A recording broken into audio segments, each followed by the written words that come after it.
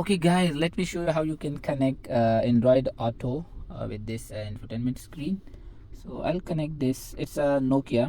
So any Android mobile with the Android version 10.0 and above, there is already Android Auto application you can use. But if your version is lesser than 10.0, then you have to download the application APK from Google, and then you can still use it with this screen. So it's easy. But with the lesser Android version, you need to update every time. You need to download the APK for the update.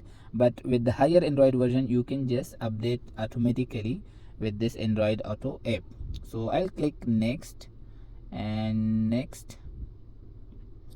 Okay, and it's requiring some informations. Okay, so it's a I don't have a oh, but I have it now. So turn it on.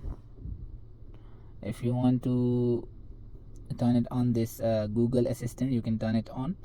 And okay, turn on, and this continue. So now it's say this one. So my other phone is connected. Now I will disconnect the other phone and connect this one. Then you will see the screen. It will show here. Okay, the pairing was successful, and boom, it's now working. So would you like to turn on Honda Link Assist or not? So yeah, this one you can turn it on, and it will give you notification about your Honda. So this one, from here you can just manage the setting.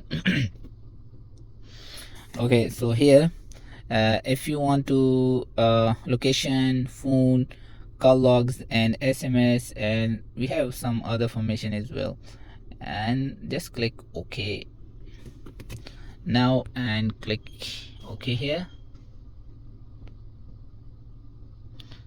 So now you will be able to use this screen.